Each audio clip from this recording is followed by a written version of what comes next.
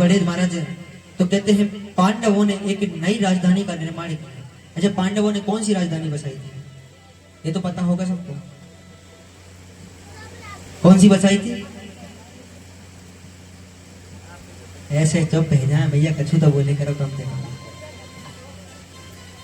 कौन सी बसाई? दिल्ली जाने, दिल्ली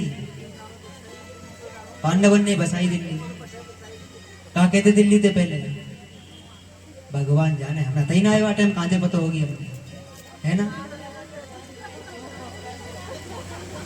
बोले हम बास हमें होते तो हमको पता होती, है ही ना ये बता मैं कहां थे।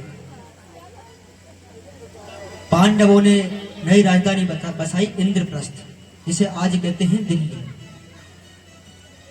इंद्रप्रस्थ का निर्माण किया महाराज, और कहते हैं इंद्रप्रस्थ का निर्माण किया तो राज सूर्य यज्ञ करा रहे थे महाराज। और राज सूर्य यज्ञ जब करा रहे थे तो कहते हैं राज सूर्य यज्ञ तब कराया जाता है जब सारे राजा पक्ष में होते हैं। इधर जरासंध नामक जो राजा थे, उन्होंने कहते हैं महाराज मगध के राजा को बंदी बना लिया। मगध से दूत आया भगवान के पास। भगवान से कहने लगा, बोले हे भगवान, इस जरासंध नामक के एक पापी राजा है, उसने हमारे राजा को बंदी बना लिया है, आप आकर के उसको छुड़ाइए। भगवान ने कहा, बोले आप चलिए, हम अवश्य आएंगे। इधर से इंद्रप्रस्थ से एक महाराज कहते हैं पत्र आया भगवान के पास, और पत्र में लिखा हुआ था, बोले हे द्वारका के राजा द्वारकाधीश, हम राज सूर्य यज्ञ कराना चाहते हैं, आप इस यज्ञ में आमंत्रित हैं।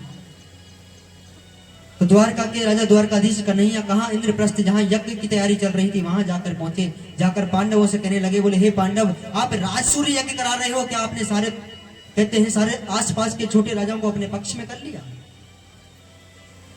पांडव कहने लगे, बोले भगवान लगभग सबको कर लिया, बस एक जरासंध नाम का राजा है जो हमारे पक्ष में नहीं है। भगवान ने कहा, बोले हे पांडव, तो आप राज सूर्य यज्ञ कराने के उत्तराधिकारी नहीं हो। जब तक एक भी राजा आपके विपक्ष में है तब तक आप यह यज्ञ नहीं करा सकते महाराज। पांडव कहने लगे, बोले भगवान, बोले जरासंध नाम का जो राजा है बड़ा ही पापी राजा है, वह हमारे पक्ष में कदापि नहीं आएगा। कहने लगे, तो आप ही कोई उपाय बताइए। तब कहते हैं भीम, अर्जुन और भगवान श्री कृष्ण ने साधु का ब्राह्मण रूप धारण किया महाराज। ब्राह्मण का रूप धारण किया, और ब्राह्मण का रूप धारण करके कहा? जरासंध नामक राजा के द्वार पर जाकर पहुंच गए भिक्षा मांगने के लिए। भिक्षा मांगने लगे। युद्धम नो देहि राजेंद्र द्वांदशो यदि मान्यसे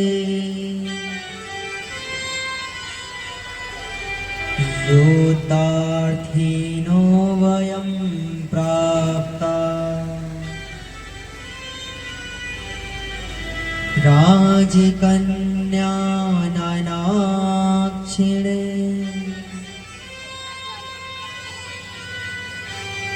जाकर जब अलग जगह आया महाराज, जाकर भिक्षा मांगने के लिए पहुंचे, जरासंध नाम का जो राजा था बाहर निकल करके आया।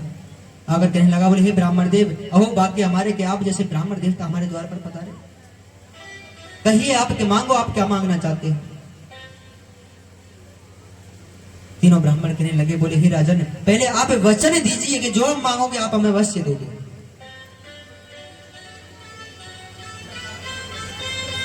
जरासंध कहने लगा, बोले हे ब्राह्मण देवता, अगर आपको इतना ही बड़ा अगर कुछ चाहिए तो आप द्वारका के राजा है द्वारकाधीश कन्हैया, उसके पास जाइए, उसके पास बहुत ऐश्वर्य वैभव है महाराज, बहुत आभूषण है, आप जो मांगोगे वह अवश्य आपको दे देगा। ब्राह्मण देव कहने लगे तीनों कि हे जरासंध, बोले हम, हे राजन, हम आपके पास आए हैं, पहले आप वचन दीजिए कि जो हम मांगोगे आप हमें अवश्य दोगे। यहां पर वचन दिया जरासंध ने, बोले आप जो मांगोगे मैं आपको दूंगा, दूंगा, अवश्य दूंगा महाराज। वचनबद्ध हो गया जरासंध। जब वचनबद्ध हो गया तो महाराज कहने लगे तीनों ब्राह्मण देव, बोले हे जरासंध राजन, बोले हे राजन, अगर आप हमको कुछ देना चाहते हो तो युद्ध की भिक्षा दीजिए, आप हमारे साथ युद्ध कीजिए महाराज। जरासंध ने विचार किया, बोले ब्राह्मण होकर युद्ध की भिक्षा मांगते हो? बोले आप ब्राह्मण नहीं हो सकते, बोले आप ब्राह्मण नहीं हो सकते, पहले आप अपना वास्तविक परिचय दीजिए, आप कौन है, तब मैं आपके साथ युद्ध करूंगा। कन्हैया जी अपना परिचय देने लगे, अहम द्वारिकाधीश अस्ति। बोले मैं द्वारका का राजा द्वारकाधीश कन्हैया। जरासंध कहने लगे, बोले अच्छा तो द्वारकाधीश तुम हो, तुम तो भगोड़े हो, रणछोड़ हो। बोले तुम्हारे साथ मैं युद्ध नहीं करूंगा। बोले तुम रण छोड़ करके भाग गए। कन्हैया मन ही मन विचार करने लगो, बोले जमाना कितना खराब है, 17 बार मैंने याकू हरायो तो भी मेरे पास युद्ध करने को भगो आतो, और आज एक बार मैं कहा आते रण छोड़ के भागो, मोते केरो रण छोड़ रहा है भगोड़ो। अर्जुन अपना परिचय देने लगे, बोले अहम अर्जुनम अस्ति। बोले मैं अर्जुन। कहने लगा, बोले अर्जुन है, बोले तुम्हें मेरे समान बलशाली योद्धा नहीं हो, जाओ मैं तुम्हारे साथ भी युद्ध नहीं करता। भीम अपना परिचय देने लगा, बोले अहम भीमामस्ति। बोले मैं भीम। बोले भीम है, बोले तुम मेरे साथ युद्ध करने लायक योद्धा हो, मैं तुम्हारे साथ युद्ध करूंगा महाराज। तो जरासंध और भीम में युद्ध होने लगा। अब युद्ध होने लगा तो भीम जरासंध के दोनों पैरों को पकड़ता, चीर देता और महाराज सामने डाल देता, तो वापस जरासंध जुड़ जाता, वापस युद्ध करने लगता महाराज।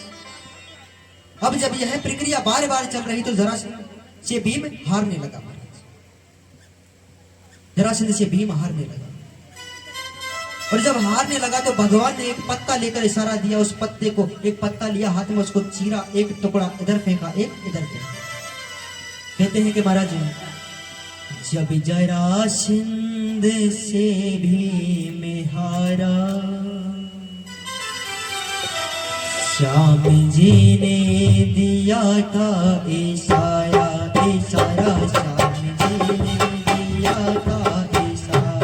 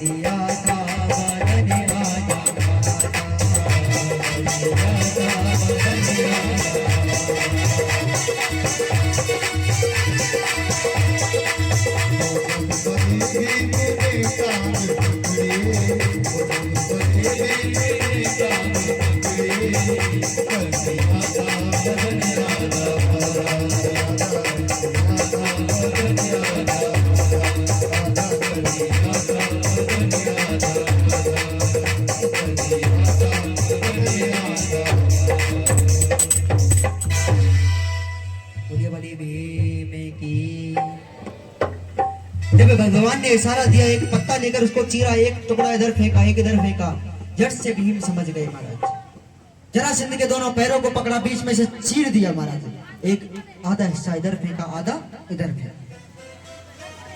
इधर जरासंध को मुक्ति प्रदान कराई, और मुक्ति प्रदान करके वापस जब लौट करके आए इंद्रप्रस्थ में, तो महाराज राज सूर्य यज्ञ की तैयारियां। बेचारे शिशुपाल को ब्याह है, 12 रुक्मिणी थी।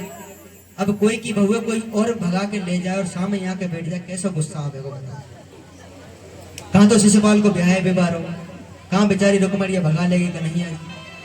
अब गुस्सा तो आवेगा, छोरा है। शिशुपाल को क्रोध आवे लगो महाराज। अब क्रोध जब इतने आ रहा तो गाड़ी देवे लगो कन्हैया जी को।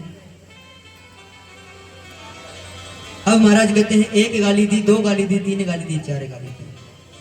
शिशुपाल की माँ को कन्हैया ने वचन दे रखा था कि जब तक यह 99 100 गाली देगा ना, तब तक मैं इसको कुछ नहीं कहूंगा। 100 के ऊपर 1 अगर इसने गाली दी तो मैं इसको जीवित नहीं छोड़ूंगा। पर शिशुपाल दारी को भरो परो, यहाँ तक भरो परो, बेचारे बहुए भगा ले गो, मुश्किल से तो ब्याह रोवा को। अब गाली देवे को लगा, 1 हुई, 2 हुई, 5, 10, 50, 55, 95 गाली हुई महाराज। 99 गालियां हुई महाराज। भगवान ने कहा शिशुपाल सावधान। अब शिशुपाल कहां समझ में 12 1 गाली और दे सो। भगवान ने कहा, बोले शिशुपाल सावधान, अब अगर 1 गाली और दी तो तुम जीवित नहीं बचोगे। पर के में जब कहूं लड़ाई झगड़ो है जानो गुस्सा आवे तो फिर रुको थोड़ी जाए, 2-4 गाली तो और निकल ही जाए, कितने को समझा। अब 1 गाली और दे डाली महाराज।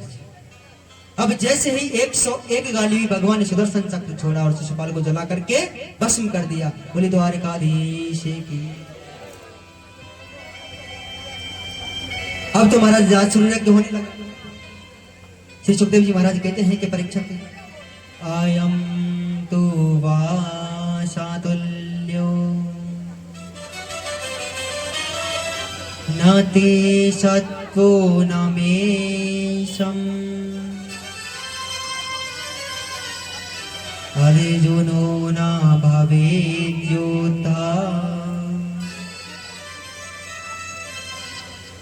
भीमस्तु बलं विदु।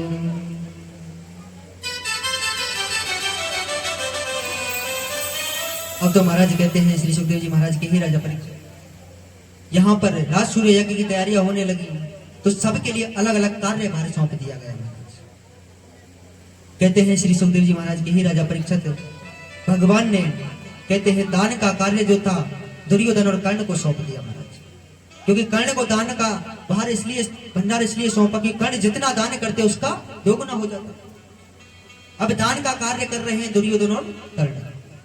अब तो महाराज कहते हैं कि भोजन का जो भंडार था उसका मालिक बना दिया भीम को। और महाराज कहते हैं द्रौपदी स्वयं कहते हैं भोजन परोसने का कार्य कर रहे हैं। जितने भी अतिथि गण आ रहे हैं सबको भोजन परोस रही है द्रौपदी।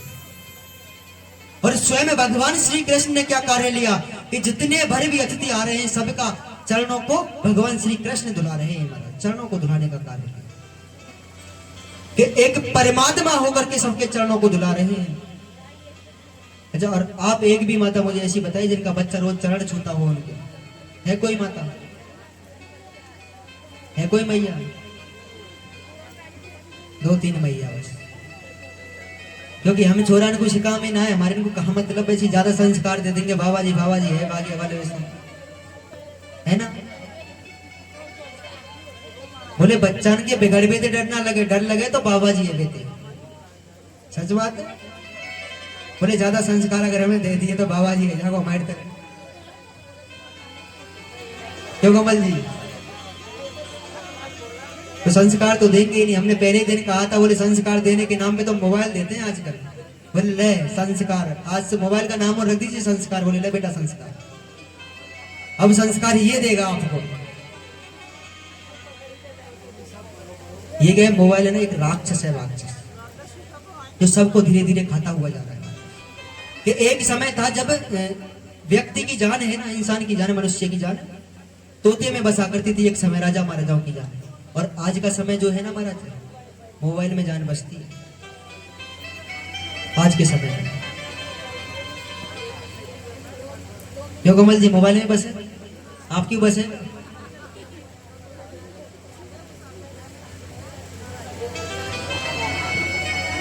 आज के समय में आप व्यक्ति से कुछ भी पूछ लीजिए, उसका फोन नहीं दिखा सकता पर वो अपना, क्योंकि फोन पे 70 तो पासवर्ड लगे पाएंगे महाराज। मैं तो हमें ये जो हमारे फोन पे कोई पासवर्ड ना रहे, कोई आगे देख लियो हमारे।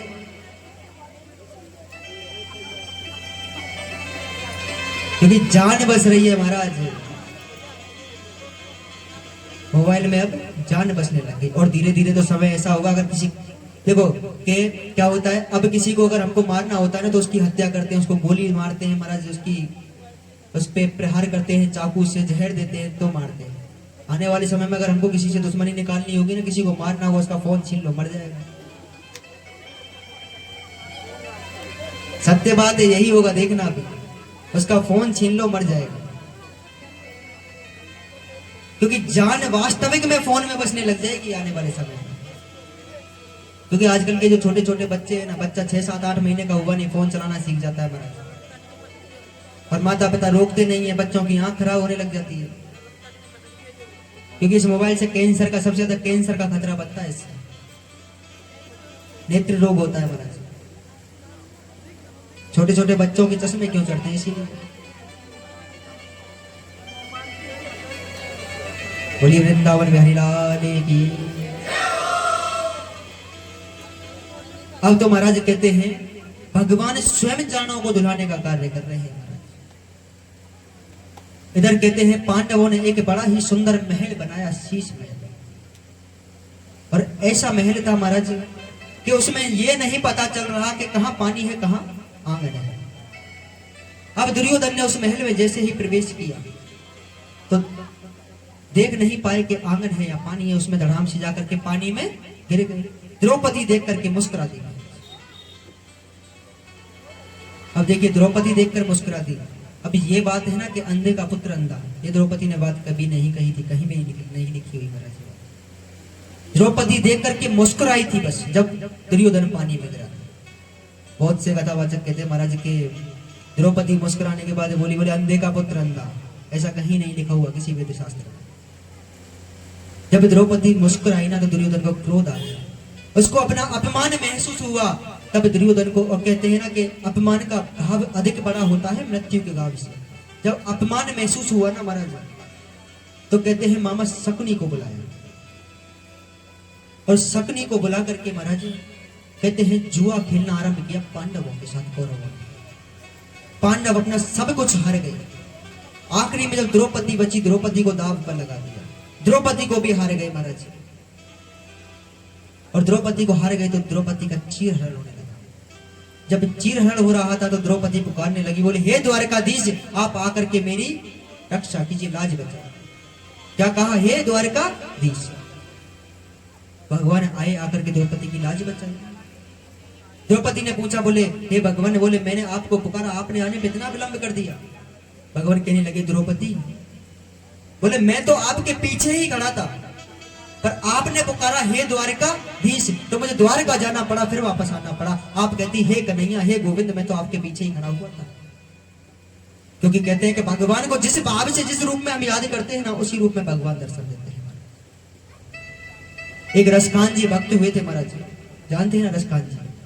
भगवान की एक प्रतिमा देखी थी उन्होंने, खाली बिना चरण पादुका के वन में खड़े हुए थे। उनके लिए चरण पादुका लेकर के आ गए रसखान जी, और जिसके यहाँ देखी उसने रसखान जी को पागल समझा, कह दिया बोले ये यहाँ नहीं रहता बालक, ये तो वृंदावन रहता, वहां जाइए। अब रसखान जी कहते हैं जाति से धर्म से मुसलमान थे महाराज, वृंदावन तो पहुंच गए चरण पादुका लेकर के, लेकिन मंदिर में प्रवेश नहीं करने दिया, क्योंकि मुस्लिम थे महाराज, मंदिर में नहीं जाने दिया। फिर भी रसखान जी को बुरा नहीं लगा। उन्होंने, उनके मन में क्या भाव आया क्योंकि भगवान के यहाँ भक्तों का आना जाना लगा रहता था। रसकान जी ने विचार किया, बोले इनके यहाँ रिश्तेदार आते रहते हैं महाराज, इनके मिलने वाले आते रहते हैं, इसलिए समय नहीं है बाहर आने का। कोई बात नहीं, मैं बाहर बैठ जाता हूँ, कभी तो बाहर निकल करके आएगा वह बालक, मैं उसको चरण पादिका पहना दूंगा। 7 दिन तक उनकी सीढ़ियों पर बैठे रहे रसकान जी। 7 दिन में बाद जब भगवान जिस रूप में देखा था ना, बाल रूप में, नंगे पैर में, उसी नंगे पैरों में बाल रूप में बाहर निकल करके आए, तब रसकान जी ने उनको चरण पादिका पहनाई। महाराज ऐसे ऐसे भक्त हुए हैं हमारे देश में। बोलिए बाल कृष्ण कन्हैया लाल की। तो भगवान को जिस भाव से, जिस रूप में हम रिझाते हैं ना, उसी रूप में हमको दर्शन देते हैं। जरा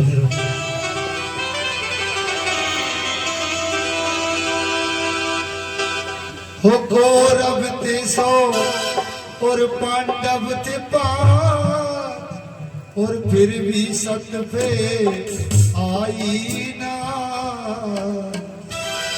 यही तो करिश्मा है हरि भक्ति का। करिश्मा है हरि भक्ति का। बोलो यही तो करिश्मा है हरि भक्ति का। तो करिश्मा है हरि भक्ति का।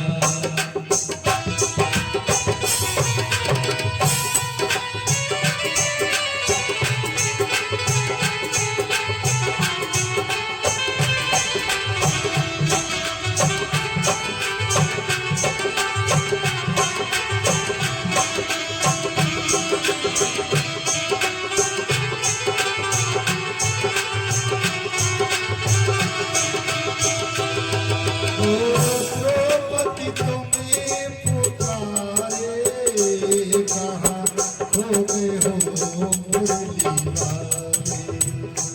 द्रौपदी तुम्हें पुकारे, कहाँ हो गए थे मुरली वाले। ओ द्रौपदी तुम्हें पुकारे, कहाँ छुप गए हो मुरली वाले। द्रौपदी तुम्हें पुकारे, कहाँ छुप गए हो मुरली वाले। वो मेरे पांचों पति बेबस हैं, वो तो हार गए हमको जुड़ा। मेरे 5 पति बेबस हैं, तुम्हारे हमको जुआ। ओ सारी बड़ी प्रभु तेरी ना करी, तो भक्तों में समाया है हरि भजने का। तो करिश्मा है हरि भक्ति का।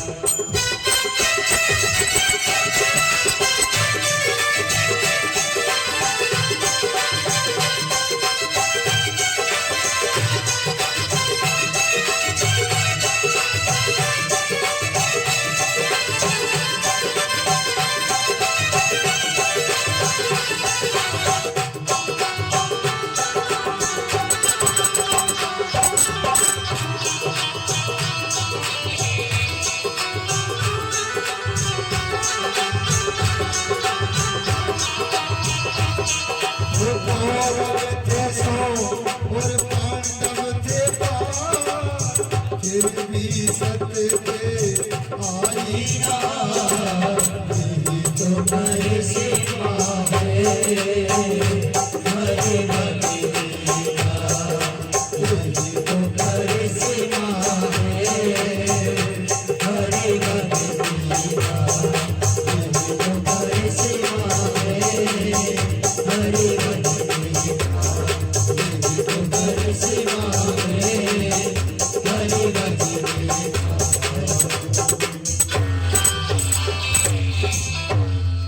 बोलिए भक्त भगवान की जय हो।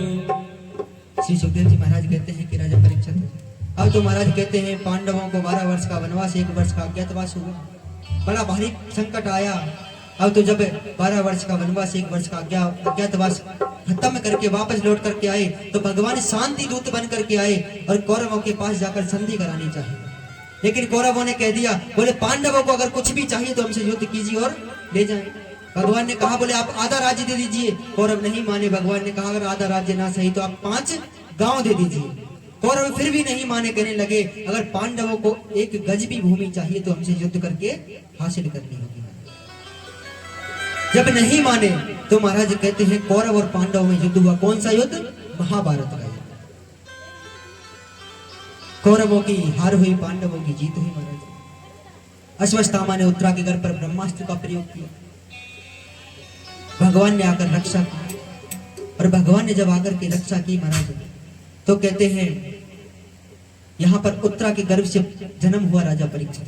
श्री सुखदेव जी महाराज कहने लगे कि हे राजा परीक्षित, आपका जन्म हुआ, और आपका जन्म हुआ तो कहते हैं आपको कार्य राज्य भार सौंप करके पांडव वन में चले गए भगवान की शरण लेने के लिए। उनको भगवान ने सदगति प्राप्त कराई, और आपको कलयुग के प्रभाव के कारण आपको श्राप लग गया 7 दिन में, तक्षक नामक सर्प के डसने से मृत्यु का श्राप। अब तो वही 7वां दिन महाराज कहने लगे श्री सुखदेव जी महाराज के ही राजा परीक्षित, कृष्ण सियासिद सखा कश्चिद ब्राह्मणो ब्रह्मवितम्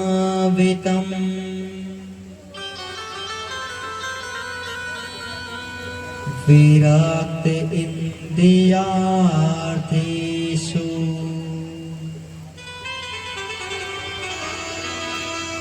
प्रशांतात्मा जितेन्द्रिय।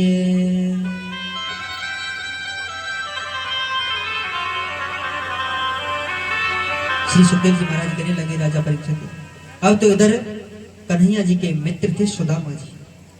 सुदामा जी ने श्रापित जनों को ग्रहण कर लिया, इसलिए श्राप लग गया दरिद्री होने का महाराज। अच्छा, किस किस का मानना है कि सुदामा जी गरीब थे, निर्धन थे? बताइए, कौन कौन मानता है सुदामा जी गरीब थे? बोलो भैया, मानता है कोई? अरे कछु हाँ ना तो बोले करो। सुदामा जी गरीब थे, निर्धन थे, क्यों ना आए? कहते हैं कि महाराज देखिए, अगर हम आज की सांसारिक दृष्टि से देखते हैं ना, तो सुदामा जी निर्धन थे, क्योंकि आज की सांसारिक इस संसार में धनवान वही है जिसके पास धन है, क्योंकि जिसके पास प्रभु है वह धनवान नहीं मानते हम उसको। उसको तो सबसे ज्यादा कंगाल मानते हैं महाराज। धनवान तो उसी को माना जाता है जिसके पास धन है। और वास्तविकता यह है कि सुदामा जी ना तो निर्धन थे ना दरिद्री थे महाराज, क्योंकि स्वयं भगवान पर ब्रह्म जिनके मित्र हो वह निर्धन कैसे हो सकते हैं महाराज? स्वयं भगवान उनके मित्र थे, लेकिन श्राप लग गया दरिद्री होने का। दरिद्रता आ गई महाराज। और दरिद्रता ऐसी कि सुदामा जी का विवाह हुआ एक सुशीला नामक सुशीला के साथ, और कहते हैं उनके एक पुत्र हुआ, उसका नाम हुआ दरिद्र। अब तो महाराज सुदामा जी इतने दरिद्री के महाराज के सुबह अगर भोजन पाले तो शाम को भोजन नहीं रहता, शाम को अगर पाले तो सुबह नहीं रहता महाराज। अब भगवान ने विचार किया, बोले सुदामा को बहुत समय हो गया दुख भोगते भोगते, बोले सुदामा तो आएंगे नहीं मेरे पास। तो एक दिन सुदामा जी तो गए हुए थे महाराज बाहर, तो सुशीला जी कुटिया में अकेली थी। भगवान ने एक ब्राह्मण का रूप धारण किया, जाकर के सुशीला जी के द्वार पर पहुंच गए। भगवान कहने लगे, बोले हे देवी, आपके यहाँ अगर कुछ हो तो आप हमें भिक्षा दे दीजिए। अब सुशीला जी के यहाँ तो कुछ भी नहीं महाराज। कहने लगी, बोले हे ब्राह्मण देव, हे संतजन, आप हमें क्षमा कीजिए, हमारे यहाँ तो भोजन पाने के लिए हमारे पास भी स्वयं कुछ नहीं। जब इतनी बात सुनी महाराज, तो भगवान कहने लगे, बोले आपके यहाँ कुछ नहीं है? बोले इतने बड़े राजा के मित्र हैं आपके स्वामी, आपके स्वामी द्वारका के राजा, द्वारकाधीश के मित्र, और आप कहते हो हमारे यहाँ कुछ भी नहीं है। सुशीला को ये बात पता नहीं थी।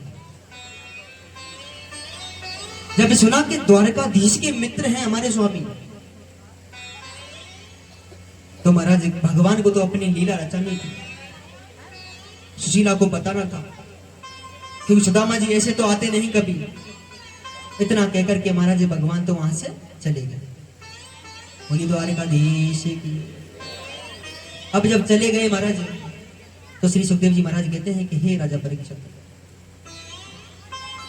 जब सुदामा जी गए, इधर भगवान चले गए, सुदामा जी लौट करके वापस कुटिया में आए। सुशीला कहने लगी स्वामी, बोले हमने सुना है आपके मित्र हैं द्वारका के राजा द्वारकाधीश। सुदामा जी कहने लगे, बोले देवी है तो सही। सुशीला कहने लगी, तो आज तक आपने हमको बताया क्यों नहीं? सुदामा जी ने कहा, बोले देवी कोई ऐसी बात ही नहीं आई कि हमको आपको बताना पड़े। तब सुशीला कहने लगी, स्वामी आप एक कार्य कीजिए, अपने मित्र के यहाँ चले जाइए। सुदामा जी ने विचार किया, बोले यह हमको कुछ मांगने की अभिलाषा से भेज रही है। कहने लगे सुदामा जी, बोले सुशीला, बोले देवी अगर तुम कुछ मांगने की अभिलाषा से मुझे मेरे मित्र के पास भेज रही है तो मैं कदापि नहीं जाऊंगा, मैं कदापि नहीं जाऊंगा। सुशीला विचार करने लगी, बोले ऐसे तो जाएंगे नहीं। कहने लगी, बोले आप मांगना मत, आप तो बहुत समय हो गया, अपने मित्र से जाकर के मिलकर आ जाइए। मनी मन विचार करने लगी, बोले इतनी दीन दशा को देखकर स्वयं समझ जाएंगे राजा है महाराज, बोले बोलने की जरूरत नहीं पड़ी। सुदामा जी की फटी सी धोती 20 जगह से फटी हुई थी, महाराज जी की टूटी सी छड़ी लेकर के सुदामा जी कहने लगे, बोले देवी चला तो जाऊं, लेकिन हम कहीं भी जाते हैं तो खाली हाथ जाना हमारे लिए शोभा नहीं देता। बोले जाऊं तो खाली हाथ कैसे जाऊं? अब तो महाराज श्री सुखदेव जी महाराज कहते हैं कि नहीं राजा परीक्षित, सुशीला दौड़ी दौड़ी गई, 3 घर से 3 मुट्ठी चावल ले आई, अलग अलग प्रकार के चावल, क्योंकि भगवान अगर देखेंगे तो समझ जाएंगे, बोले चावल भी अलग अलग घर से आए हुए। एक पोटली में बांध के सुदामा जी को दे दी। सुदामा जी एक छड़ी लेकर के चल दिए महाराज द्वारका के। अब तो रास्ते में जब जा रहे थे तो नदी पड़ी। अब नदी पार करने के लिए महाराज कहते हैं उनके पास कुछ भी नहीं, नाव खड़ी हुई थी। भगवान स्वयं मल्ला बनकर आए, केवट बनकर के आए, सुदामा को नदी पार कराई। कहने लगे, बोले लाओ विप्रवर, उतराई लाओ हमारी। सुदामा जी ने कहा, बोले हमारे पास देने के लिए कुछ भी नहीं है।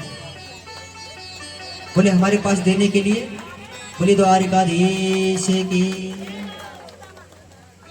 बोले हमारे पास तो देने के लिए कुछ भी नहीं है हमारे। श्री सुखदेव जी महाराज कहते हैं कि राजा परीक्षित, भगवान ने कहा, बोले आपके यहाँ दरिद्र नाम का एक पुत्र है, संकल्प किया, दरिद्र नाम का पुत्र दे दिया महाराज। आगे बढ़े, एक वृक्ष के नीचे जाकर के सो गए। कहने लगे, बोले हे द्वारकाधीश, अगर तुझे बुलाना है तो बुला लेना, अब मेरे बस की और आने की नहीं है, थक गए। एक वृक्ष के नीचे सो गए। भगवान ने योग माया से कहा, योग माया ने सुदामा को कहा द्वारका में लेकर के आ गई। झालर घंटे बजने लगे। जब झालर घंटों की आवाज सुनी, सुदामा जी की नींद खुली। जाकर द्वारपालों से पूछा, पार्षदों से पूछा, बोले यह कौन सी पुरी है? कहने लगे, अहम इदम द्वारकापुरी अस्ति, बोले यह द्वारकापुरी है द्वारकाधीश की। तो कहने लगे, बोले यहाँ मेरे मित्र रहते हैं, द्वारकाधीश मेरे बचपन के मित्र हैं।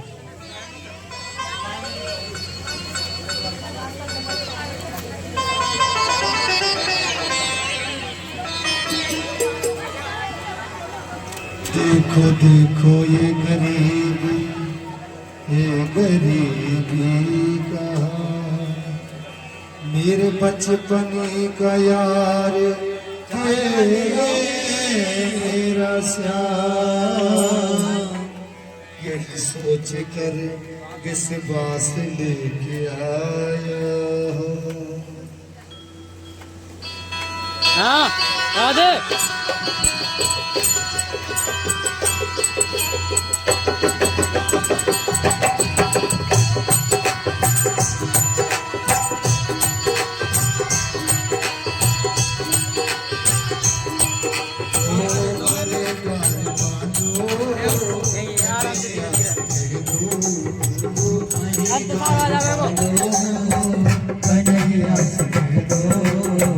मिलने सुदामा गरीबा गया।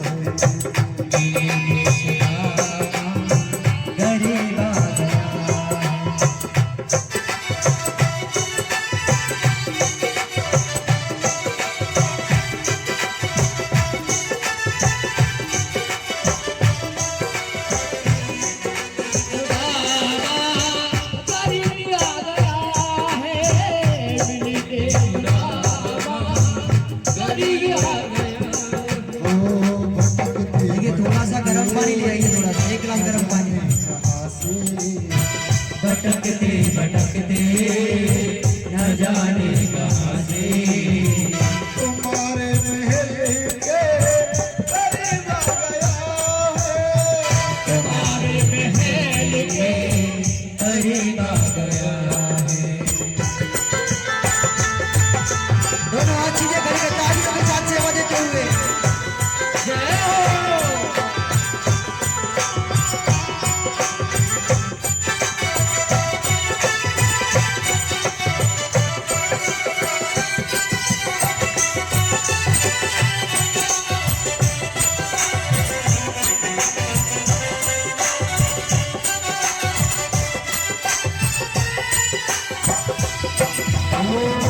सर पे पगड़ी मटन पे जामा बता दो मुझे आजू नाम है सुदामा। बता दो कन्हैया तो नाम है सुदामा। बता दो मुझे आजू नाम है सुदामा। बता दो कन्हैया तो नाम है सुदामा। सिला करके चलो तुम के बार मोहन, सिला करके चलो दिल में सखावत नस्ल का गया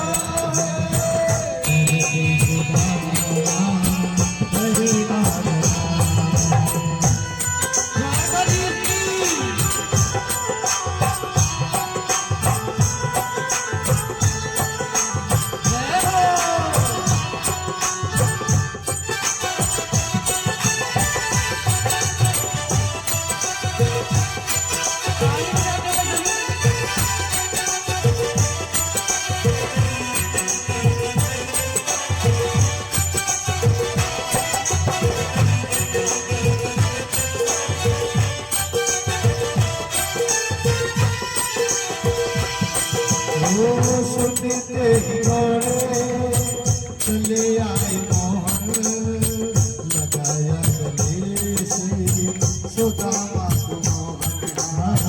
लगाया गले से सुदामा को मोहन।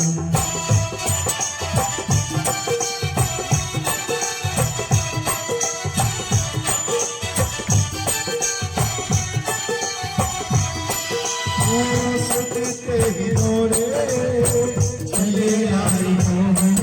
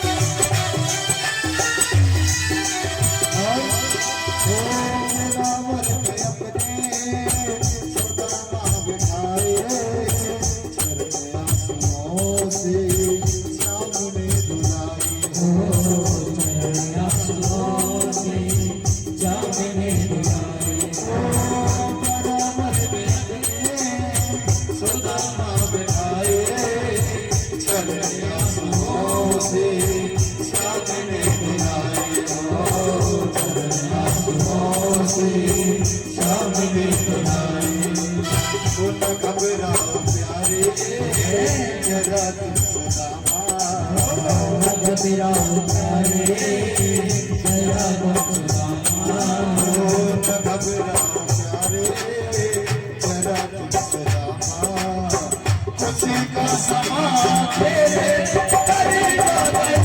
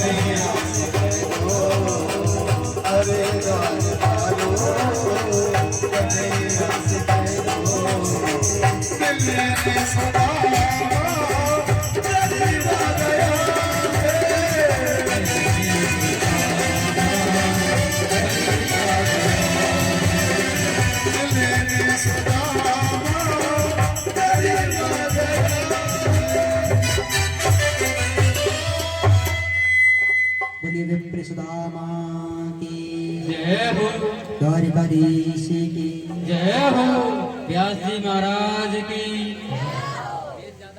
श्री सुखदेव जी महाराज कहते हैं कि हे राजा परीक्षित, यहाँ पर पार्षदों से कहा, पार्षदों ने देखा सुदामा की दीन दशा देख करके कहने लगे, बोले स्वयं को मित्र बताता है भगवान को।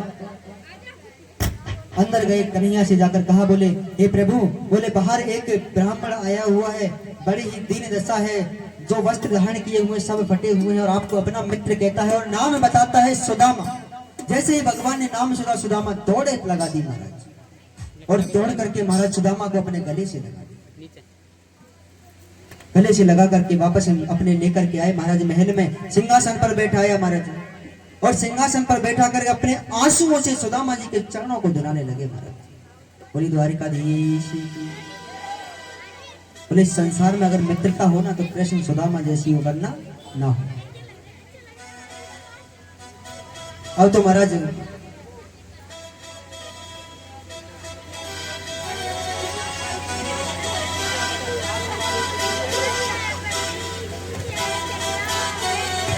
अब तो महाराज कहते हैं, श्री सुखदेव जी महाराज के ही राजा परीक्षित,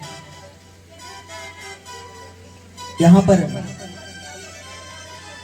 सुदामा जी को सिंहासन पर बैठाया, आंसुओं से चरणों को धुलाया। सुदामा जी को बैठा करके एक एक रानी को बुलाया, अपनी जितनी सब रानियां थी सबको बुलाया। आपस में वार्ता करने लगे। कन्हैया जी पूछने लगे सुदामा जी से, भैया मित्र सुदामा, बोले भैया इतने दिन है कि मिलवे ना आए, आज कैसे याद आए? सुदामा जी बोले लाला कन्हैया, बोले तेरी भाभी जिद पकड़ रही, बोले मित्र से मिलिया, बहुत समय है, बहुत समय है, जाके ताई मिलवे को आओ। कन्हैया जी बोले भाभी बोल रही, बोले विवाह है वो सुदामा तेरो? बोले हाँ भैया तेरी दया ते एक विवाह है वो। बोले सुदामा मित्र, बोले तेरे बहुत गलत बात है भैया, ही तेरा विवाह कर लियो तेने और हमें को बुलाया तो नहीं, बोले हमको निमंत्रण होना दियो तेने विवाह में। सुदामा बोले मित्र, बोले भैया कन्हैया लाला, बोले कहा बताऊं ऐसी जल्दी जल्दी में विवाह हुआ कि निमंत्रण देनो ही भूल गया। बोले मेरी छोड़ लाला कन्हैया, तू तेरी बता तेरा विवाह हुआ कि ना हुआ? कन्हैया बोलो भैया, बोले तेरी दया ते मेरे 16,108 विवाह तो है। बोले लाला कन्हैया भैया, मैंने एक ब्याह का कर लिया, तू यूं करो बुलायो ना हो। तेने 16,108 कर लिए, तेने ना सोची कि एक वाला निमंत्रण भिजवा दो मेरे मित्र का। मैंने एक करो बा में तेने तेन बोली बता, तेने 16,108 विवाह करे, कोई एक में तो बुलाता हूँ को। कन्हैया जी बोले भैया सुदामा कहा बताऊं तेरे का जी, काम कछु करवे को जातो विवाह है, जातो वहां जाके वो कहते ना कि जाता कर्म करने वो कांड जाता है महाराज, कि जातो कछु काम के काजे और है विवाह जाता। बोले जितने को विवाह हुए सब लड़ाई झगड़े में हुए, कोई ये को विवाह ऐसा ना हो शांति ते है वो। कब कोई की छोरी भगा के लानी पड़ी, कब कोई की भगा के लानी पड़ी। बोले या कि मारे कोई को निमंत्रण, बोले तो को कहा भैया सुदामा मैंने कोई निमंत्रण ना दिया। एक एक रानी को बुला करके सुदामा जी से आशीर्वाद दिला रहे हैं महाराज। एक एक रानी सुदामा जी आशीर्वाद दे रहे हैं, एक रानी आई आशीर्वाद दिया। अब धीरे धीरे इतनी लंबी लाइन देखी। सुदामा जी बोले भैया कितने के? बोले 16,108। सुदामा जी बोले भैया एक काम कर कन्हैया, इन सबन ने एक ही बार खड़ी कर दे, ऐसे तो मेरा हाथ दुख जाऊंगा, कब तक आशीर्वाद तक। सबको एक जगह खड़ी करके बोले अखंड सौभाग्यवती भव, सबको आशीर्वाद प्रदान किया। हाल चाल पूछने लगे महाराज, आपस में बातें कर रहे हैं, हाल चाल पूछ रहे हैं।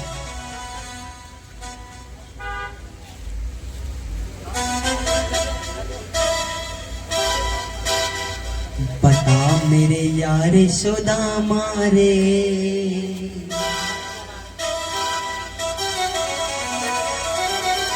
भाई मेरे बिना में आपस में कन्हैया जी सुदामा जी का हाल पूछ रहे हैं महाराज। सुदामा जी कन्हैया जी से हाल पूछ रहे हैं। कन्हैया जी कह रहे हैं बोले भैया इतने दिन कहा करो कहाँ नहीं हुआ, तो याद ना आई हमारी एक बार अपने मित्र की, एक बार भी याद ना आई तो था। सुदामा जी बोले भैया कन्हैया कहा बताओ। बोले संसार का नियम है, एक बार इस संसार में घुल गए तो सबको भूलना पड़ता है महाराज, बस माया याद रहती है।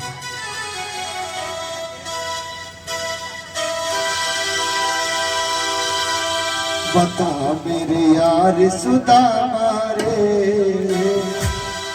वो भाई खड़े रे दिनों में आया। मेरे यार सुदामा रे, भाई खड़े रे दिनों में आया। मेरे यार सुदामा रे, भाई खड़े रे दिनों में आया। बता मेरे यार सुदामा रे, भाई खड़े रे दिनों में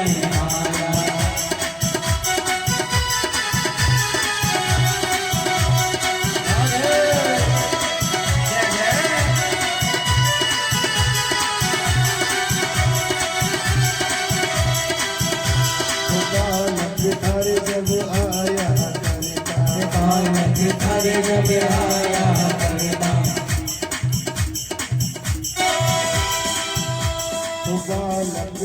जब आया करता, बालक घर जब आया करता।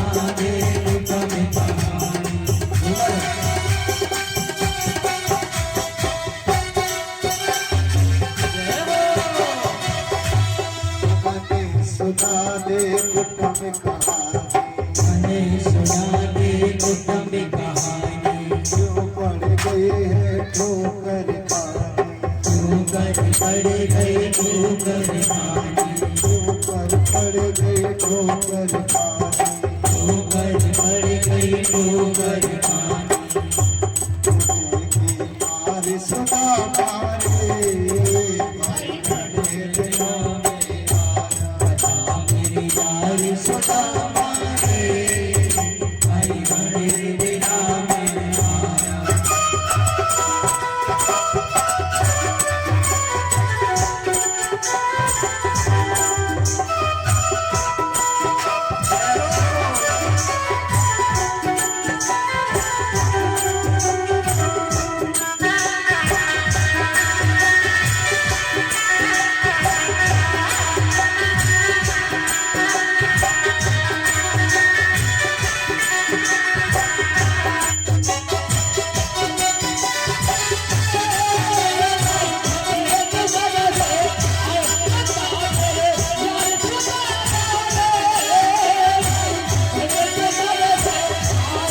यार सुना मारे, भाई बड़े दिनों में आया। सुना मारे, भाई बड़े दिना में आया। वो सब बच्चों का हाल सुना दे, बच्चों का हाल सुना दे। इस रानी की बात बता दे। सिराने की बात बता दे। वो सब बच्चों का हाल सुना दे, सब बच्चों का हाल सुना दे। इस रानी की बात बता दे। सिराने की बात बता दे। हाल सुना मारे, भाई दिना में आया।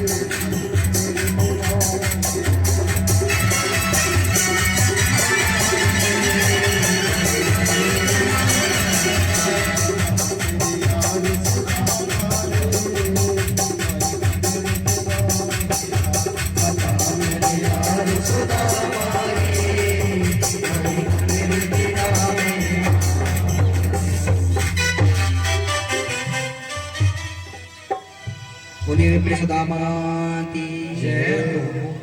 द्वारकाधीश की जय रहो। अब तो महाराज श्री सुखदेव जी महाराज कहते हैं कि हे राजा परीक्षित, एक दूसरे का हाल पूछने लगे सुदामा जी कन्हैया जी, और हाल पूछ करके बड़ा सुंदर स्नान कराया। सुदामा जी ने स्नान किया, नए नवीन वस्त्र आभूषण सुदामा जी को पहनाए, सुंदर भोजन कराया। अब सुदामा जी महाराज कहने लगे, बोले कन्हैया जी द्वारकाधीश, अब आप आज्ञा दीजिए, हम विदा चाहते हैं अब वापस लौट कर। अब तो महाराज कहते हैं यहाँ पर सुदामा जी जो चावल की पोटली लेकर के आए हुए थे, जो चावल की पोटली लाए थे सुदामा जी, उसको छुपाने लगे महाराज। और पोटली को जब छुपाने लगे तो कन्हैया बोले भैया, बोले तेरो बिहार है गो, भाभी ने मेरे काजे कछु तो भेजोगो, तो को मेरे पास भेजो है तो। और सुदामा जी चावल की पोटली को छुपा रहे, मन में विचार कर रहे, बोले इतनी बड़ी इतनी सारी रानियां हैं, इतने बड़े द्वारका के राजा द्वारकाधीश है, और इस चावल की पोटली को निकाल कर दूंगा महाराज, कैसा लगेगा कन्हैया। छुपाने लगे, झट से कन्हैया जी ने महाराज चावल की पोटली को छीन लिया, और चावल की पोटली को छीन करके महाराज कहते हैं उसमें से एक मुट्ठी चावल भरे और एक मुट्ठी चावल वो स्वयं ग्रहण कर गए, एक लोग सुदामा जी को दे दिया। दूसरी मुट्ठी भरी, दूसरी को ग्रहण कर गए, 2 लोगों का राज दे दिया। और तीसरी मुट्ठी को जैसे ही भर के और महाराज ग्रहण करने लगे, रुक्मणी जी ने रोक लिया। बोले हे नाथ क्या करते हो? बोले हे नाथ क्या करते हो? अगर तीनों लोग सुदामा जी के लिए दे दोगे तो हम कहां रहेंगे, आप कहां रहोगे? सुदामा जी को बड़े सुंदर सुंदर वस्त्र आभूषण पहना करके विदा किया महाराज। सुदामा जी जब लौट करके सुदामापुरी जा रहे थे तो रास्ते में उनको भीलों ने लूट लिया महाराज। जो वस्त्र, जो तन पर वस्त्र आभूषण थे इत्यादि सबको लूट लिया। सुदामा जी विचार करने लगे, बोले जैसा गया था कन्हैया के पास, मेरे मित्र के पास, वैसा ही वापस लौट के आ गया। अब जैसे सुदामापुरी पहुंचे तो वहां जब देखा कि जहां सुदामा जी की टूटी फूटी झोंपड़ी थी, वहां कंचन महल खड़े हुए, बड़े बड़े महल खड़े हुए, कंचन महल, टूटी फूटी झोंपड़ी। जहां मंदिर था वहां विशाल मंदिर है, जहां तुलसी का आंगन था वहां महल खड़ा हुआ, कंचन महल। सुदामा महलों को देख करके डर गए। वहां पूछा पार्षदों से, बोले यह कौन सी पुरी है? कहने लगे बोले ये सुदामापुरी है। महल में प्रवेश किया, सुशीला जो उनकी पत्नी थी सिंहासन पर बैठी हुई थी, दासियां हवा कर रही थी महाराज। सुदामा जी कहने लगे, बोले ऐसे मैं नहीं मानूंगा, जब तक मेरे मित्र स्वयं कन्हैया द्वारकाधीश मुझसे आकर के नहीं कहेंगे तब तक मैं नहीं मानूंगा। भगवान वहां प्रकट हुए। भगवान ने सुदामा जी से कहा, बोले सुदामा मित्र, बोले बहुत दुख देख लिया, अब तुम्हारे अच्छे दिन आरंभ हो गए। जब सुदामा जी से कन्हैया जी ने कहा तब जाकर सुदामा जी माने। भगवान वहां से अंतर ध्यान हो गए। इधर कहते हैं सुदामा जी अपना जीवन यापन करने लगे। बोलिए विप्र सुदामा की जय हो, द्वारिकाधीश की जय हो। अब तो महाराज कहते हैं श्री सुखदेव जी महाराज, आपी ब्रह्मा ने गुरुकुलाद भविताल दाक्षिणात्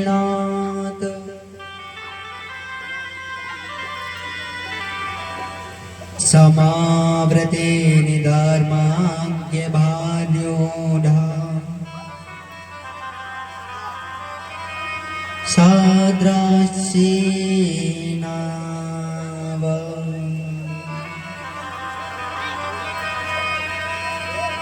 श्री सुखदेव जी महाराज कहते हैं राजा परीक्षित, इधर जो वसुदेव जी थे महाराज कहते हैं बहुत ही सुंदर एक यज्ञ करा रहे थे। सूर्य ग्रहण का बड़ा पावन अवसर था।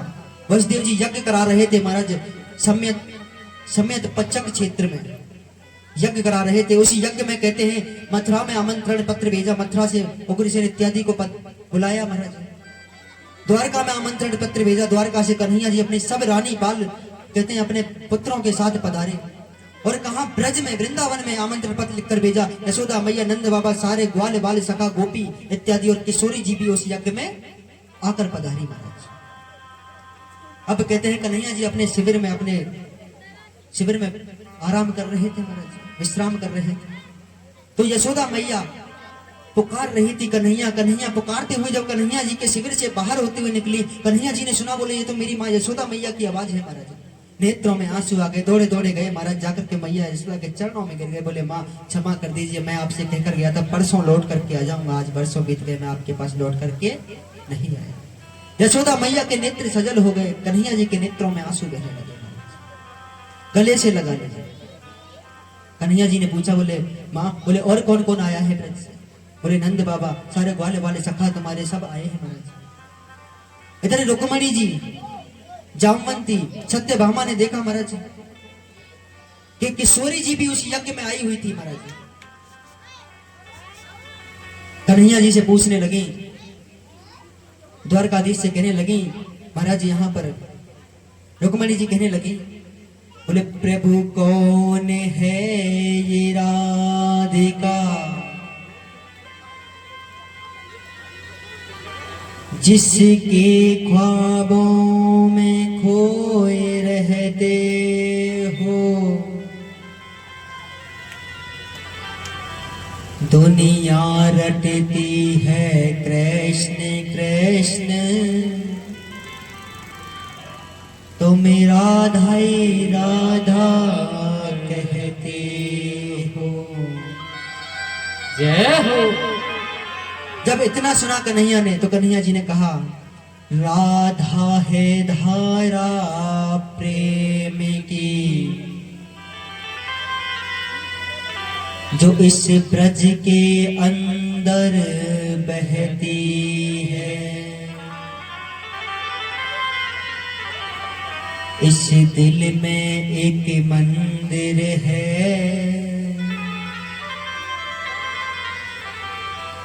और इस मंदिर में राधिका रहती है। जय हो। बोले राधा है धारा प्रेम की जो इस ब्रज के अंदर बहती है, और इस दिल में एक मंदिर है, उस मंदिर में राधिका रहती है। जब इतना सुना रुक्मणी जी ने तो एक कहते हैं एक लोटे में गर्म खोलता हुआ दूध लेकर चल दी महाराज कहाँ, किशोरी जी के पास। और जब जाने लगी तो कहते हैं महाराज जब पहले ही जैसे पहली सीढ़ी पर चढ़ी, पहली डोरियों पर चढ़ी, तो वहां पर गोपियां खड़ी हुई थी। उस गोपी को देखकर कहते हैं महाराज रुक्मणी जी ने विचार किया, बोले किशोरी इतनी सुंदर है। गोपी कहने लगी, बोले मैं तो एक ब्रज गोपी हूँ, किशोरी हमारी राधे रानी किशोरी जी तो ऊपर है महाराज। रुक्मणी जी ने कहा, बोले जब गोपी इतनी सुंदर है तो किशोरी राधे रानी कितनी, श्री जी कितनी सुंदर होगी महाराज। दूसरी सीढ़ी पर चढ़ा और गोपियां खड़ी हुई थी, देखा इतना सुंदर स्वरूप। धीरे धीरे जब चढ़ती गई महाराज गोपियों को देखकर बोले जब गोपियां इतनी सुंदर है मनमोहक है, तो किशोरी जी राधे रानी कितनी सुंदर होंगी। जब सातवीं डोरी पर चढ़ी, सीढ़ी पर पहुंची महाराज, तो वहां पर राधे रानी बैठी हुई थी किशोरी जी। बोली राधे रानी सरकार की जय हो। किशोरी जी बैठी हुई थी महाराज। जब उनके इतने सुंदर रूप को देखा तो निहारती रह गई।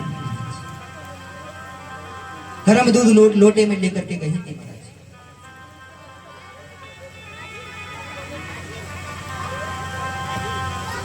कहने लगे, बोले यह दूध आपके लिए कन्हैया ने भेजा है महाराज। अब कन्हैया से इतना प्रेम था कि महाराज उस गर्म दूध को राधिका पान करेगा। कि वो थी वियोगिनी श्याम की, जय जय। इस आस में ही जी गई।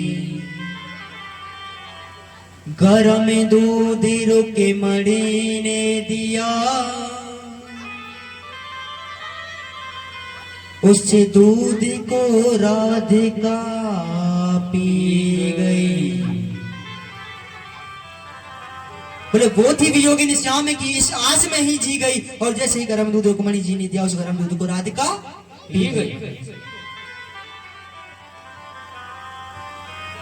देखा जब पलट कर रुक्मणी ने, तो जाके बेलाले पड़ गए।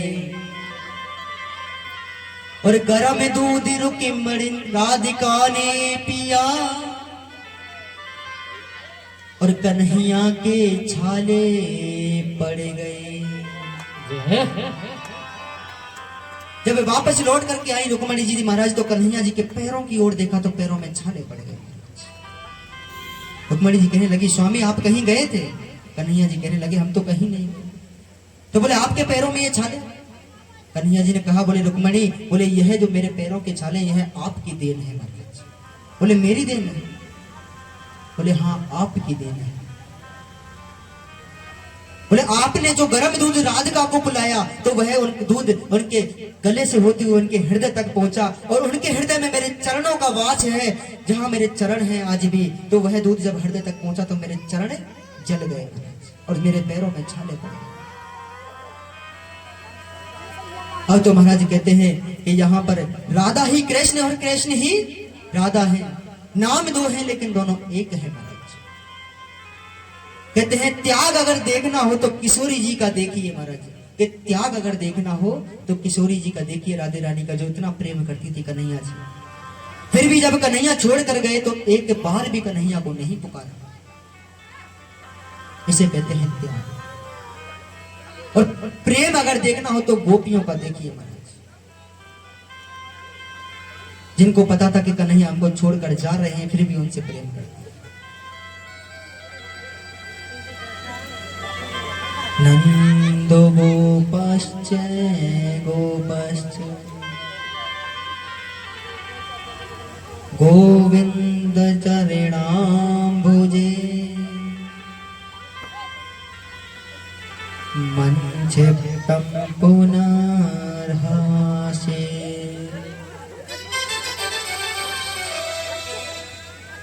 मथुरा में अयोभरा। इधर कहते हैं भगवान ने अपनी बहन सुभद्रा का विवाह अर्जुन के साथ कराया महाराज, और अर्जुन के साथ विवाह करा करके एक दिन महाराज कहते हैं भगवान बैठे हुए थे तो वहां पर अपने सारे पुत्र पौत्र इत्यादियों को बुला लिया और उनको ज्ञान देने लगे। रूपे यौवन संपत्ति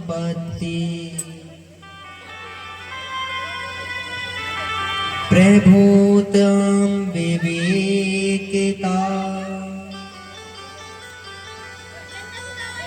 एक एक काम्यार्थाय के मोह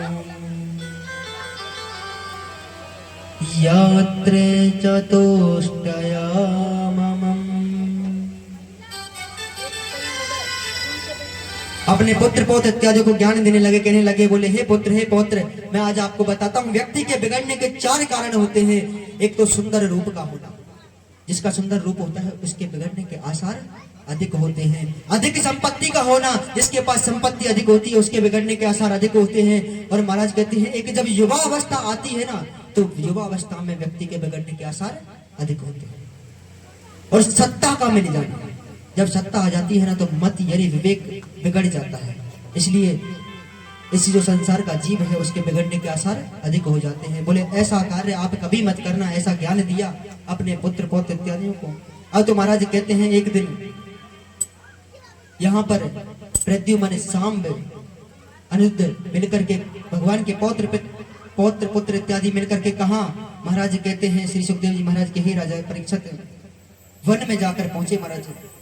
जहां वन में कहते हैं महाराज जो ऋषि गण तप कर रहे थे, बड़े विश्वामित्र अस्ति कांडव दुर्वासा भृगु अंगिरा कश्यप वामदेव अत्रि वशिष्ठ नारद, बड़े बड़े महात्मा ऋषि जहां तप कर रहे थे महाराज सप्त ऋषि पिंडरक क्षेत्र में, वहां जाकर पहुंचे। सबने विचार किया, बोले हमारे बाबा बोले बहुत अब ऋषियों की प्रशंसा करते हैं, ऋषि ऐसे होते हैं ऋषि वैसे होते हैं, बोले आज देखा जाए ऋषि कैसे होते हैं, उनकी परीक्षा ली जाए। तो सांब जो थे उनको एक जनानी साड़ी पहना दी और जनानी साड़ी पहना कर महाराज कहते हैं उनके गर्भ के पास उनके पेट के पास उधर के पास एक साड़ी लपेट कर रख दी महाराज। ऋषियों के पास ले गए, कहने लगे बोले हे ऋषिगण, बोले यह नारी है, इसका नव विवाह हुआ है, गर्भवती, आप बताइए इसके गर्भ से पुत्र होगा या पुत्री होगी। ऋषियों ने नेत्र बंद करके देखा, बोले भगवान का पुत्र है सांब। क्रोध आ गया ऋषियों को, क्रोध जब आया तो श्राप दे दिया, बोले जाओ मैं तुमको श्राप देता हूँ, जिस सांब को तुम जनानी साड़ी पहना करके लाए हो उसी सांब के उधर से एक मूसल निकलेगा और तुम्हारे यदुवंश को नष्ट करने का कारण वही मूसल होगा महाराज। यदुवंश को श्राप लग गया महाराज नष्ट होने को। अब तो सारे घबरा गए, सब दौड़े दौड़े गए महाराज, जो साड़ी को खोल कर देखा एक मूसल निकला।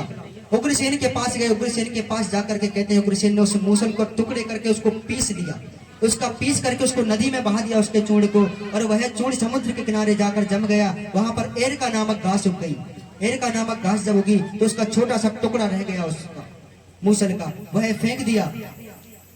अब महाराज एरका नामक जब घास उगी तो इधर जो यदुवंशी थे महाराज कहते हैं उन्होंने सारे अस्त्र शस्त्रों को छुपा दिया, लेकिन फिर भी उनमें आपस में झगड़ा होना आरंभ हुआ। और झगड़ा होना आरंभ हुआ तो झगड़ते झगड़ते कहा वही समुद्र के तट पर पहुंच गए जहां पर एरका नामक घास उगी हुई थी। उस घास को उखाड़ उखाड़ कर आपस में युद्ध करने लगे महाराज। सारे यदुवंशी युद्ध में समाप्त हो गए, कुछ ही यदुवंशी बचे महाराज। जब सब नष्ट हो गए तो महाराज कहते हैं यहाँ पर इस दृश्य को बलराम जी, उद्धव जी और कन्हैया जी एक पर्वत पर से देख रहे थे महाराज। जब सब नष्ट हो गए तो बलराम जी कहने लगे, बोले प्रभु अब आज्ञा दीजिए, मैं अपने शेष अवतार में वापस जाना चाहता हूँ। बलराम जी शेष आज्ञा पाकर के शेष अवतार में गए। उद्धव जी महाराज 4 धाम की यात्रा के लिए चले गए। और कन्हैया जी कहते हैं वियोग में एक वृक्ष के नीचे वन में बैठे हुए थे महाराज, अपने पैर के ऊपर दूसरे पैर को रखकर। वहां पर एक बहेलिया आ गया और वह बहेलिया कहते हैं उस मूसल का एक टुकड़ा बचा हुआ था, उस टुकड़े को वाण के आगे लगाकर एक हिरण को मारना चाहता था। जैसे हिरण को वाण मारने लगा तो वह वाण हिरण को ना लगकर भगवान के पैर के अंगूठे में जा लगा महाराज। और पैर के अंगूठे में लगा तो महाराज जब बहेलिया ने देखा तो जाकर क्षमा याचना करने लगा, बोले भगवान मैंने आपको पहचाना नहीं, देखा नहीं, मैंने तो एक हिरण को मारना चाहता था, आपको धोखे से बाण लग गया, आप मुझे क्षमा कर दीजिए। भगवान ने कहा, बोले हे बहेलिए आप चिंता मत कीजिए, बोले यह तो मेरे कर्मों का फल है जो मुझे मिला है। यह बहेलिया कोई और नहीं, त्रेता में जब भगवान राम ने कहते हैं धोखे से बाण मारा था बाली को, वही बाली द्वापर युग में बहेलिया के रूप में आया और अपना कर्मों का हिसाब पूरा किया। भगवान कहने लगे आप नरक नहीं जाओगे, चिंतित मत हो, बोले आपको स्वर्ग की प्राप्ति होगी। तो वही बाली भगवान के बाण मारा और कहते हैं महाराज कि कर्मों का, कहते हैं कर्मों से तो स्वयं भगवान नहीं बच पाए थे, कर्मों के चक्र से तो हम तो इंसान हैं, अभी भी समय है, समय रहते अपने कर्म सुधार लीजिए महाराज। नहीं एक समय ऐसा आएगा कि महाराज समय निकल जाएगा और हम पछताते रहते हैं। बोलिए बांके बिहारी लाल की। जब मान लगा भगवान के तो भगवान ने अपने देह को वहीं त्याग दिया, क्योंकि भगवान कभी मरते नहीं है, भगवान तो अमर है, अजन्मा है। भगवान ने अपना देह त्याग किया महाराज, और देह त्याग करके महाराज कहते हैं श्री सुखदेव जी महाराज के, हे राजा परीक्षित, भगवान के उस देह में से एक दिव्य ज्योति निकली जो कि श्रीमद् भागवत कथा में आकर के विलीन हो गई। इसलिए भगवान का, श्री कृष्ण का स्वरूप माना जाता है श्रीमद् भागवत कथा। अब तो महाराज कहते हैं यहां पर भगवान के देह को ले जाया गया और अंतिम संस्कार जब किया गया तो महाराज कहते हैं उसमें एक लकड़ा बचा, उसको समुद्र में फेंक दिया हुआ है। बहते हुए कहा महाराज, पुरी में जहां पहुंचा, जहां आज उड़ीसा है ना पुरी, तो वहां के राजा को भगवान स्वप्न में आए, आकर के भगवान ने राजा से कहा, बोले हे राजा समुद्र में एक लकड़ा बह रहा है, वह मैं ही हूं। तो उस राजा ने उस की भगवान की प्रतिमाएं बनवाई। आज भी कल यात्रा हुई थी ना जगन्नाथ जी की, तो वही भगवान का स्वरूप है महाराज, वही भगवान का स्वरूप है जो आज साक्षात पुरी में उड़ीसा में विराजते हैं भगवान जगन्नाथ जी। पूरी जगन्नाथ भगवान की। हमारे आपके जयपुर में भी निकली थी ना कल गोविंद देव जी से यात्रा। अब तो महाराज कहने लगे श्री सुखदेव जी महाराज के, ही राजा परीक्षित, बोले यहां पर अब तो महाराज भावे को भावे अनर आलसहु, नाम जपत मंगल दस दिशहु। अब तो महाराज कहते हैं पुरी में भगवान का बड़ा ही सुंदर मंदिर जगन्नाथ जी का। इधर कहने लगे कि कलियुग केवल नाम आधारा, सुमरे सुमरे नरे उतेरा ही पारा। बोले हे राजा परीक्षित, यह भगवान की कथा हुई। अब आपने भगवान की कथा सुनी, अब वह तक्षक नामक सर्प आता होगा आपको डसने के लिए, आपको श्राप लगा है 7 दिन में मृत्यु का श्राप। श्री सुखदेव जी महाराज तो वहां से कथा सुनाकर चले गए। राजा परीक्षित के पास पुष्पांजलि के लिए पुष्प लाए गए। उस पुष्प में तक्षक नामक सर्प अपना सूक्ष्म रूप करके आया और जैसे ही पुष्प हाथ में लिए तो उस सर्प ने डस लिया राजा परीक्षित। उनकी मुक्ति हो गई, भगवान के वैकुंठ धाम गए राजा परीक्षित महाराज। बोलिए परीक्षित जी महाराज की, परीक्षित जी महाराज की। अब तो महाराज कहते हैं जन्मे जी ने सर्प यज्ञ करा दिया, सर्प यज्ञ कराया। तो महाराज कहते हैं आस्तिक मुनि आए, आस्तिक मुनि ने सर्प की आहुति वापस ली। अगर वह आहुति उस दिन पूर्ण हो जाती तो आज इस संसार से एक योनि खत्म हो जाती, सर्प योनि। उस आहुति को वापस लिया महाराज, और वापस लेके महाराज कहते हैं यहाँ पर देखिए यह 7 दिन की आपको कथा हमने श्रवण पान कराई। अब 7 दिन की जो कथा है हम आपको सूक्ष्म रूप में श्रवण पान कराते हैं। जिन्होंने नहीं सुनी शांति से बिना बातें किए हुए आप सूक्ष्म रूप में कथा का सेवन पान कीजिए। श्री सुखदेव जी महाराज कहते हैं कि परीक्षित प्रथम स्कंद में महाराज सुखदेव जी का जन्म, परीक्षित जन्म, कुंती स्तुति, भीष्म स्तुति। द्वितीय स्कंद में सुदोधम मुक्ति, क्रम मुक्ति, वर्णन ब्रह्मा की उत्पत्ति, चतुर्श्लोकी भागवत की व्याख्या। तृतीय स्कंद में विदुर मैत्रेय संवाद, कपिल देहूति संवाद, हिरणाक्ष वध। चतुर्थ स्कंद में सती चरित्र, ध्रुव चरित्र, ध्रुव जी के वंश का निरूपण। पंचम स्कंद में प्रियव्रत चरित्र, अग्निदीप चरित्र, नाभि चरित्र, जड़व्रत की कथा। छठवें स्कंद में अजामिल उपाख्यान, गुरु हत्या। सातवें स्कंद में प्रहलाद चरित्र, नरसिंह देव चरित्र। आठवें स्कंद में गजेंद्र उपाख्यान, समुद्र मंथन, वामन अवतार की कथा। नवें स्कंद में सूर्य वंश और श्री राम कथा, चंद्र वंश का संक्षिप्त में निरूपण। 10वें स्कंद में भगवान श्री कृष्ण की लीला निरूपण, गोकुल लीला, वृंदावन लीला, मथुरा लीला, द्वारका लीला आदि का विस्तार में वर्णन। प्रभु की करुणा की कथा 11वें स्कंद में नव योगेश्वर संवाद, कृष्ण उद्धव संवाद। और महाराज कहते हैं यदुवंशियों का आपस में श्राप लग के नष्ट हो जाना, भगवान का स्वधाम गमन। 12वें स्कंद में कहते हैं महाराज कलयुग के दुर्गणों का वर्णन, जन्मेजय का सर्प यज्ञ कराना, आस्तिक मुनि का आहुति को वापस लेना, जन्मेजय को समझाना। इति संपूर्ण श्रीमद् भागवत कथा विराम।